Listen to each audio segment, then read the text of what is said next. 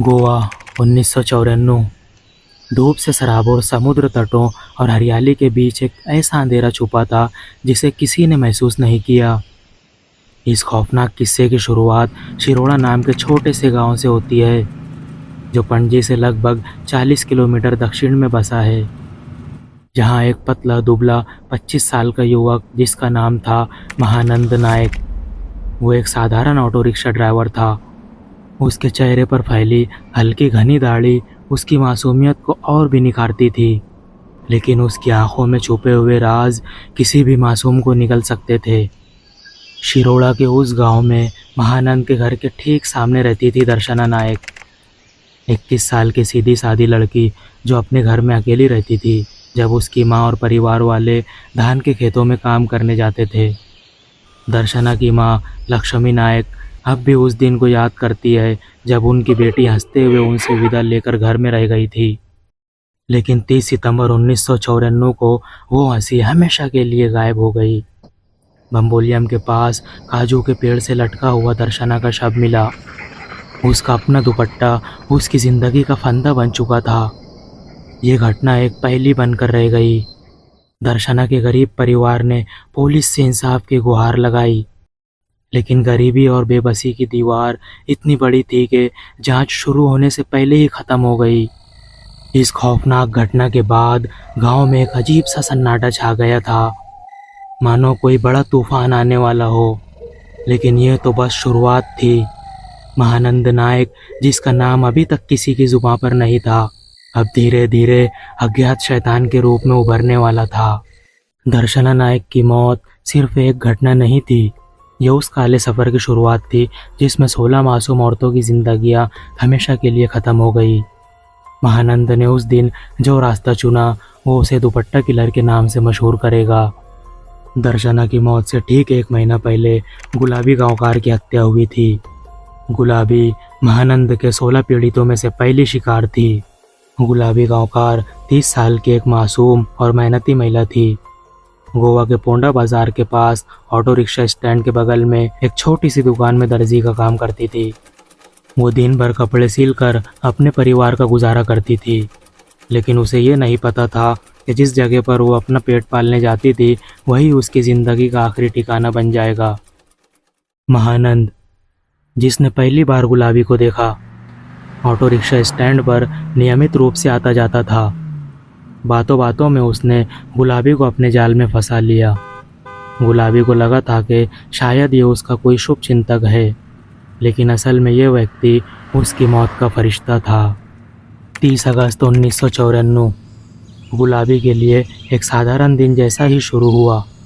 वो रोज़ की तरह काम पर आई, लेकिन उस दिन महानंद ने कुछ अलग ही योजना बना रखी थी। वो गुलाबी को अपने साथ एक सुनसान जगह नंदरन खांडेपर में ले गया, जो पणजी से लगभग 28 किलोमीटर दूर था। गुलाबी को ये नहीं पता था कि वो अपनी आखिरी सांस लेने जा रही है। अगले दिन गुलाबी की लाश खांडेपर के जंगल में मिली। उसके शरीर पर जगह जगह चोटों के निशान थे और उसका सिर चट्टान से कुचला हुआ पाया गया। जब पुलिस मौके वारदात पर पहुंची तो वो भी हैरान हो गए, क्योंकि उन्हें इस भयानक हत्या की कोई उम्मीद नहीं थी। इलाके के लोगों से पूछताछ के दौरान एक गवाह ने बताया कि वो गुलाबी को अक्सर दाढ़ी वाले आदमी के साथ देखा करता था। उस दिन भी उसने उसी आदमी के साथ उसको देखा। इस बयान ने पुलिस की नज़र में महानंद नायक को एक संदिग्ध बना दिया और उसे तुरंत हिरासत में ले लिया गया। लेकिन महानंद की चालाकी और उसके साथियों के समर्थन ने उसे बचा लिया। ऑटो रिक्शा स्टैंड पर उसके साथी ड्राइवरों ने पुलिस को बताया कि हत्या के दिन महानंद पूरा दिन वहीं पर मौजूद था। पुलिस के पास कोई ठोस सबूत न होने के कारण वो उसे छोड़ने पर मजबूर हो गए। ये महानंद का पहला शिकार था, लेकिन ये घटना उसके लिए एक सीख बन गई। उसे समझ आ गया था कि किस तरह से वो पुलिस से बच सकता है, और उसने इसी के साथ अपना खूनी सफ़र शुरू किया, जिसमें अगला नाम था दर्शना नायक का। गुलाबी गांवकार के बाद महानंद ने गोवा की गलियों और गरीब इलाकों को अपना शिकारगाह बना लिया। अब वो सिर्फ एक साधारण ऑटो चालक नहीं था, बल्कि एक क्राइम मास्टर बन चुका था, जिसने अपनी हवस, पैसों की लालच और हत्या के खेल में महारत हासिल कर ली थी। अपनी पहचान को छुपाते हुए और महिलाओं को अपने जाल में फंसाते हुए 15 साल तक महानंद ने अपना घिनौना खेल खेला। लेकिन वो सिर्फ उनका हत्यारा नहीं था, वो उन्हें पहले एक दुल्हन की तरह देखता था, एक ऐसी दुल्हन जो उसकी हवस और लालच का शिकार बनती। महानंद का तीसरा शिकार वसंती गावड़े थी, पोंडा में रहने वाली, जो सिर्फ 19 साल की एक गरीब घरेलू नौकरानी थी। उसने कभी सोचा भी नहीं था कि उसकी ज़िंदगी का सबसे बड़ा धोखा उसके सामने खड़ा होगा। एक साधारण सा वादा और 50,000 रुपये, इतना बड़ा लालच कि कोई भी आसानी से मान जाए। वसंती ने सोचा कि शायद उसकी गरीबी ख़त्म होने वाली है, लेकिन उसे ये नहीं पता था कि इस वादे की कीमत उसकी ज़िंदगी होगी। 11 सितंबर 1995 वसंती गावड़े आखिरी बार देखी गई। उस दिन वो महानंद के साथ निकली थी, एक उम्मीद और भरोसे के साथ। लेकिन कुछ घंटों के बाद वसंती ऐसे अंधकार में समा गई जहां से कोई वापस नहीं लौटा। वो गुम हो गई और उसके परिवार ने उसे कभी नहीं देखा। सबसे दर्दनाक बात यह थी कि वसंती का शव कभी नहीं मिला। वसंती का परिवार सिर्फ उसकी यादों और उसकी दर्दनाक छाया के साथ रह गया। लेकिन महानंद के लिए यह सिर्फ एक और शिकार था, एक और हत्या जो उसकी खौफनाक श्रृंखला से जुड़ चुकी थी। महानंद ने सीख लिया था कि कैसे उसे पुलिस से बचना है, कैसे वो गरीब महिलाओं की कमजोरियों का फायदा उठाकर उन्हें अपने जाल में फंसा सकता है। हर बार वो और भी शातिर और चालाक बनता गया और गोवा की गलियों में मौत का दूसरा नाम बन गया, दुपट्टा किलर। महानंद सिर्फ एक सीरियल किलर नहीं था, वो एक शातिर मास्टरमाइंड था जिसने महिलाओं के दिल और दिमाग से खेलना बखूबी सीख लिया था। उसके पास एक ऐसा जाल था जो किसी भी मासूम और भरोसेमंद महिला को फंसाने के लिए काफ़ी था। वो खुद को बिजनेसमैन बताता और बेहद धीमी मीठी आवाज़ से बातें करता। उसकी चालाकी यही ख़त्म नहीं होती। महानंद महिलाओं के सामने ऐसा नाम रखता जो उसके नाम से मेल खाता हो, ताकि वो उनके दिल में विश्वास जमा सके। जैसे गुलाबी के लिए वो गोविंद बन जाता और योगिता के लिए योगेश। महानंद पहले ही पल से उन्हें आइसक्रीम खिलाकर एक छोटा सा प्यार का सपना दिखाता, जैसे वो उनकी हर इच्छा का ख्याल रखता हो। धीरे धीरे वो एक रोमांटिक माहौल बना देता और फिर अपने परिवार से मिलने का आमंत्रण देकर उन्हें और भी आकर्षित कर लेता। उनके दिलों में एक अनजाने सुखद भविष्य की छवि बुनते हुए वो उन्हें अपने जाल में फंसा लेता। जो महिलाएं उसके झूठे प्यार में डूबकर उसके साथ चलने को तैयार हो जाती, वो उन्हें न सिर्फ धोखा देता बल्कि उनकी सोने की चूड़ियों और गहने लूट लेता और फिर उन्हें उनकी ही चुन्नी से बेहद बेरहमी से गला घोंटकर मार डालता। इस खेल में उसे ना तो किसी का डर था, ना कोई पछतावा, बस एक घिनौनी भूख थी, पैसे और मौत की भूख। शिरोड़ा, पोंडा, बिचोलियम, मड़गांव और क्यूपेम, ये वो इलाके थे जहां महानंद की हरकतें सिमट कर रह गई थी। पणजी से लगभग 40 किलोमीटर के दायरे में उसकी गतिविधियां होती थी। कसाई की तरह निर्दयता से वो इन मासूम महिलाओं को पहले अपने जाल में फंसाता, फिर गहने लूटता और उनकी जिंदगी का खात्मा कर देता। महिलाओं की हत्या के बाद वो उनके गहनों को लूट कर सुनार के पास पहुंच जाता, ऐसे सुनार जो चोरी के गहने खरीदते थे। वहां वो परिवार में किसी गंभीर बीमारी का बहाना बनाकर उन गहनों को जल्द से जल्द बेच देता। उसकी ये योजना इतनी सफल थी कि कई सालों तक पुलिस उसकी असली पहचान नहीं पकड़ पाई। 2003 का साल था और पिछले 8 सालों से महानंद नायक की दुनिया में अजीब सा सन्नाटा था।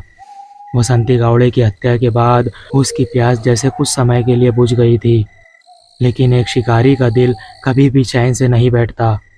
उसकी खतरनाक आदतें, उसका जुनून और उसकी निर्दयता फिर से जाग उठी। वो एक बार फिर पणजी के आसपास की गलियों में घूमने लगा और उसने फिर से एक खतरनाक मोड़ लिया। 2005 में 3 महिलाओं, 2006 में 1, 2007 में 5 और 2008 में 2 महिलाओं को बेरहमी से मार डाला। महानंद नायक नाम सुनने में ऐसा लगता है जैसे कोई शख्स जिसने अपने जीवन में आनंद और खुशी बिखेरी हो, लेकिन सच इसके बिल्कुल उलट था। महानंद, जिसका नाम ही बड़ा आनंद या खुशी का प्रतीक था, उसने अपने पीछे खुशियों की जगह मातम और दर्द छोड़ा। गोवा के सैकड़ों परिवार जिनकी जिंदगियां उसने तबाह कर दी, उसके नाम से कांप उठते थे। जिस इंसान के पास चुपचाप जहर घोलने वाली मुस्कान थी, उसी ने पिछले 15 सालों में ऐसे जख्म दिए जो कभी नहीं भर सके। महानंद बहुत चालाक था। उसकी सबसे खतरनाक ताकत उसकी मीठी बातें थी। उसने अपनी चतुराई से अनगिनत युवतियों को अपने जाल में फंसाया। उसकी योजना हमेशा एक जैसी होती थी। पहले वो उन मासूम लड़कियों का भरोसा जीतता, उन्हें यह यकीन दिलाता कि वो उनका सच्चा हमदर्द और जीवन साथी बनने के लिए तैयार है। जब वो लड़कियों का दिल पूरी तरह जीत लेता, तब वो अपने सबसे शातिर कदम की ओर बढ़ता। शादी का प्रस्ताव। भारत में शादी को एक पवित्र बंधन माना जाता है। महानंद का यह प्रस्ताव लड़कियों के दिलों में उम्मीद और भविष्य की खुशियों का सपना भर देता था। मगर इस खेल का असली जाल तब शुरू होता जब महानंद अपने माता पिता से मिलाने का बहाना करता। बड़ी चालाकी से वो एक तारीख तय करता जिस दिन उस लड़की को उसके माता पिता की मंजूरी मिलनी होती। एक देश में जहाँ शादी की पारंपरिक विधियाँ परिवार के सहमति से जुड़ी होती है, महानंद उस विश्वास का इस्तेमाल अपनी साजिश में करता। बहुत ही प्यार से वो कहता, तुम मेरे माता पिता से मिलने के लिए तैयार तो हो ना? उन्हें प्रभावित करने के लिए अपने सबसे सुंदर कपड़े पहनकर अपनी सारी सोने की ज्वेलरी पहन लेना। भारत में उस समय सोना पहनना सिर्फ फैशन नहीं, बल्कि प्रतिष्ठा का प्रतीक था और महानंद ने इसी बात का फायदा उठाया। उसने महिलाओं को दिखाया कि वो उसकी दुनिया का हिस्सा बनकर न केवल खूबसूरत दिखेंगी, बल्कि समाज में एक ऊंचा दर्जा भी हासिल करेंगी। इस चकाचौंध में फंसकर महिलाएं उसकी बातों में आ जाती थी, लेकिन लड़कियों के सपने उस दिन कभी पूरे नहीं होते। जब वो पूरी सज धज कर आती तो महानंद उन्हें सुनसान इलाकों, घने जंगलों, पहाड़ियों या फिर काजू के बागों में ले जाता, जहाँ सिर्फ सन्नाटा होता था, और फिर वो अपने असली रूप में आ जाता था। उन लड़कियों की आंखों में शादी के सपनों की जगह भय भर जाता जब वो उनके गले में उनके ही दुपट्टे को कसता और फिर उनकी आखिरी सांसों को गिनता हुआ उन्हें मौत के हवाले कर देता। महानंद नायक ने न केवल उन्हें मारा, बल्कि उनके विश्वास और मासूमियत का गला घोटा। उसके जाल में फंसी हर लड़की को उसने एक ही तरह से मारा और उसका सोना लूटकर अपनी जिंदगी का गंदा खेल खेलता रहा।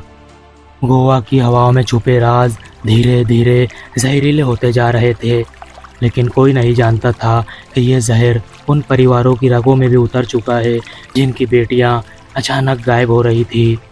कुछ मामलों में पुलिस ने जब लड़कियों के सड़े गले शव बरामद किए तो इसे एक अप्राकृतिक मौत करार देकर फाइल बंद कर दी, लेकिन सच्चाई उन दफ्तरों की फाइलों में दबी नहीं रह सकती थी। महानंद नायक की ये हत्याएं ज्यादातर पोंडा पुलिस क्षेत्र में हुई थी और गोवा के बाकी इलाकों में फैले गुमशुदगी के मामलों से जुड़ रही थी, लेकिन यह जुड़ाव कोई नहीं देख पा रहा था। सबसे बड़ा कारण था भारतीय समाज में वो गहरी शर्मिंदगी जो किसी बेटी के प्रेमी के साथ भाग जाने से जुड़ी होती है। माता पिता इस कलंक से बचने के लिए चुप हो जाते थे। उन्होंने मान लिया था कि उनकी बेटियां प्यार के चक्कर में किसी के साथ भाग गई है और यह उनके परिवार की इज्जत पर एक बड़ा धब्बा होगा। शर्म और डर ने उन्हें पुलिस तक जाने से रोका, लेकिन जिन माता पिता ने शिकायत दर्ज कराई उनके लिए भी न्याय दूर की कौड़ी साबित हुआ। उनका कहना था कि पुलिस ने ठीक से जांच नहीं की और यही कारण था महानंद जैसे शातिर हत्यारे को अपने घिनौने अपराधों के अंजाम देने का मौका मिलता रहा। हर हत्या के बाद महानंद का हौसला बढ़ता जा रहा था। वो जानता था कि गरीबी, शर्म और समाज की धारणाओं ने उसके शिकारों के परिवारों की आवाज़ को दबा दिया है। इसी चुप्पी ने उसे और अधिक क्रूर बना दिया। उसका हत्यारा दिमाग अब किसी भी सज़ा या पकड़े जाने के डर से आज़ाद हो चुका था। इस बार उसकी नज़र पड़ी योगिता नायक पर, जो 30 साल की एक साधारण लेकिन मेहनती महिला थी जो नागजर कर्टी में रहती थी। योगिता के जीवन में भी गरीबी और संघर्षों का साया था। उसे अपने भविष्य के लिए कोई रोशनी नजर नहीं आ रही थी और यहीं पर महानंद की शैतानी योजना ने उसे अपने जाल में फंसा लिया। उसने फिर से वही पुरानी चाल चली, शादी का वादा, प्यार भरी बातें और एक नई जिंदगी का ख्वाब। योगिता उसकी मीठी बातों में आ गई, जैसे कई और महिलाएं उससे पहले आ चुकी थी। उसे क्या पता था कि वो अपने जीवन की सबसे खतरनाक कदम की ओर बढ़ रही है। 14 जनवरी 2009 एक ऐसा दिन था जब सब कुछ बदलने वाला था। योगिता की लापता होने की खबर ने पूरे इलाके में खलबली मचा दी। उसका परिवार, जो हमेशा उसकी मेहनत और संघर्षों का गवाह था, अब उसकी तलाश में दर बदर भटक रहा था।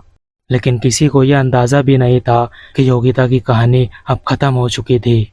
अगले दिन 15 जनवरी 2009 योगिता की लाश एक सुनसान काजू के बाग में पड़ी मिली। वो अपने ही दुपट्टे से बंधी हुई थी। इस बार भी महानंद ने वही तरीका अपनाया था। शिकार को मारने के लिए उसके ही दुपट्टे का इस्तेमाल किया था। उसकी जान जा चुकी थी और साथ ही उसके कीमती जेवर भी गायब थे, जिनकी कीमत लगभग 80,000 रुपये थी। ये हत्या केवल एक औरत की मौत नहीं थी, ये एक बड़े रहस्य की शुरुआत थी। पुलिस ने पहले की तरह इसे एक सामान्य हत्या मानने की गलती नहीं की। योगिता के परिवार ने भी हार नहीं मानी और उसकी मौत की गहराई से जांच की मांग की। इंस्पेक्टर चेतन पाटिल एक ऐसा नाम जो इस मामले में एक नई रोशनी लेकर आया। उनकी जांच तब एक निर्णायक मोड़ पर पहुंची जब उन्होंने योगिता के कॉल रिकॉर्ड्स खंगाले। पता चला कि उसकी आखिरी कॉल बार बार एक 23 साल की महिला को की गई थी। जब पुलिस ने उस महिला से पूछताछ की तो उन्हें एक चौंकाने वाला खुलासा हुआ। वो महिला खुद महानंद के बलात्कार की शिकार थी और कॉल करने वाला कोई और नहीं बल्कि वही महानंद था। महिला ने पुलिस को बताया कि पिछले 4 सालों से महानंद ने उसे बलात्कार और मानसिक रूप से प्रताड़ित किया था। उसे सही से याद भी नहीं था कि महानंद ने कितनी बार उसके साथ जबरदस्ती की, लेकिन पहली बार यह घटना 21 जून 2005 को हुई थी, जब वो अपनी सहेली से मिलने उसके घर आई थी। महानंद की पत्नी उस समय अपने सरकारी दफ्तर में काम में व्यस्त रहती थी और घर पर नहीं होती थी। महिला ने बताया, अगर मैं किसी पुरुष से बात करती तो वो मुझे धमकाता था।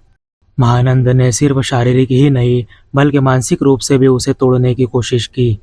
जब एक दिन पोंडा से उसकी शादी का प्रस्ताव आया तो महानंद ने उस महिला की उम्मीदों पर पानी फेर दिया।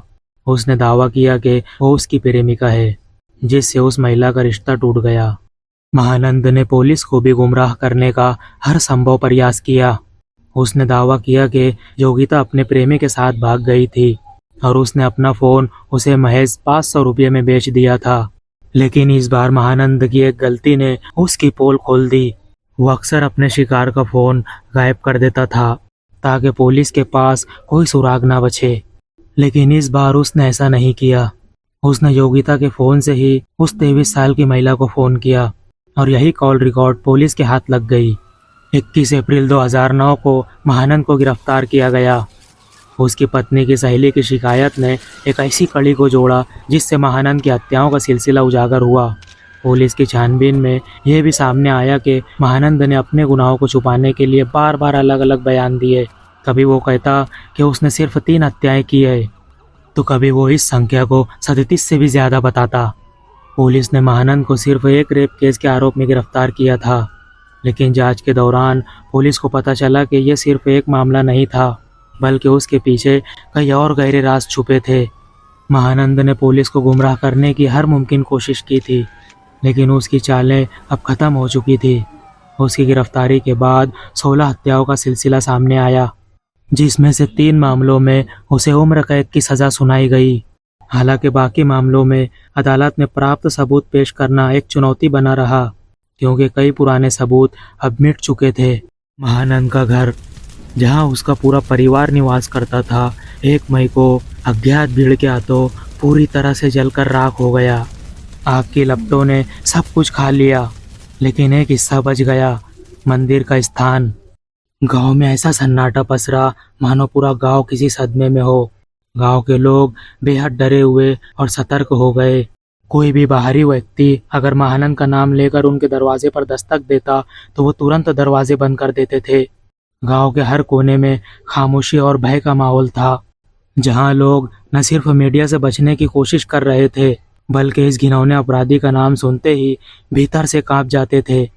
जब मंगलवार को कुछ रिपोर्टर्स गांव पहुंचे तो हर कोई उनकी तरफ घूरने लगा, लेकिन किसी ने भी महानंद के बारे में बात करने की हिम्मत नहीं की।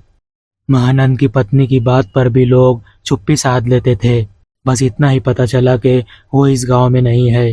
किसी ने बताया कि वो अपने माता पिता के साथ संवर्धन शहर चली गई है ताकि इस भयावह कांड से दूर हो सके। 2009 से 2010 के बीच महानंद पर एक लोकप्रिय नाटक भी बनाया गया था जिसका नाम था महानंद इंसान या शैतान, जो न केवल गोवा में बल्कि यूएई, बहरीन, कतर और यूके में भी दर्शकों को आकर्षित करता रहा। जून 2023 महानंद, जो अब 54 साल का हो चुका है, पिछले 14 सालों से जेल में बंद है। जब उसे उम्र कैद की सजा सुनाई गई थी तो उसके पीड़ितों के परिवारों ने थोड़ी राहत महसूस की थी, मानो उन्हें न्याय मिल गया हो। लेकिन इस साल जून में जब महानंद को पुलवाले सेंट्रल जेल से 21 दिनों की फरलो पर रिहा किया गया तो उन परिवारों के जख्म फिर से हरे हो गए। दर्शना की मां लक्ष्मी, जिन्होंने अपनी बेटी की दर्दनाक हत्या का दर्द कभी नहीं भूला, भावनाओं से भरी आवाज में बोली, महानंद जैसे दरिंदों को कभी जेल से बाहर नहीं आना चाहिए। उनकी आंखों में अपनी खोई हुई बेटी का दर्द साफ झलक रहा था। फिर उस बलात्कार पीड़िता ने टीओआई से बातचीत करते हुए अपनी भयावह स्थिति को बयां किया। उसने कहा, जब मुझे महानंद के फरलों के बारे में पता चला तो मैं बहुत ज्यादा डर गई थी। मेरे हाथ पैर भी कांप रहे थे और तो और मुझे पैनिक अटैक भी आने लगे। उसकी आवाज में डर साफ महसूस हो रहा था, लेकिन साथ ही उसने एक शुक्र भी जताया। मैं पुलिस का दिल से शुक्रिया अदा करती हूँ जिन्होंने मेरी सुरक्षा के लिए एक हथियारबंद गार्ड तैनात किया, क्योंकि मैं उस हैवान को फिर से नहीं देखना चाहती। कुख्यात सीरियल किलर महानंद नायक, जो 15 जून से 21 दिनों की फरलों पर जेल से बाहर था, अब गोवा की राज्य केंद्र जेल कोलवाले में वापस लौट आया है। इस खतरनाक अपराधी को 21 दिनों की छुट्टी दी गई थी, जिसकी सिफारिश 2018 में जेल समिति द्वारा की गई थी। छुट्टी मिलने के लिए महानंद को 1 लाख रुपए की गारंटी देनी पड़ी थी, चाहे वो नकद हो या किसी और तरीके से। महानंद का जेल में बर्ताव भी चर्चा का विषय रहा है। एक शातिर सीरियल किलर होने के बावजूद उसने जेल में शांतिपूर्ण रवैया अपनाया और एक इलेक्ट्रिशियन के रूप में काम किया और वहां चल रहे किसी भी गुट या झगड़ों में शामिल नहीं हुआ। लेकिन महानंद का शांत रहना उसके अपराधों को कभी मिटा नहीं सकता और समाज पर उसकी छवि हमेशा डर और नफरत से ही जानी जाएगी। महानंद नायक की कहानी का अंत बेहद दर्दनाक और दिल को झकझोर देने वाला है। एक समय जो इंसान प्यार और भरोसे का ढोंग रचाकर मासूम जिंदगियों को तबाह करता रहा, आज जेल की अंधेरी कोठरी में अपने अपराधों के बोझ तले अकेला घुट रहा है। उसका घर, जहाँ कभी उसका परिवार था, राख में बदल चुका है। उसकी पत्नी, जो कभी उसके लिए ताकत थी, हमेशा के लिए उसे छोड़कर चली गई और गांव के लोग उसके नाम से भी कतराते हैं। लेकिन सबसे ज्यादा दुख उन परिवारों का है जिन्होंने अपनी बेटियों को खो दिया। उनकी आंखों में आंसू अब नहीं आते, मगर दिलों में गहरा घाव हमेशा ताजा रहता है।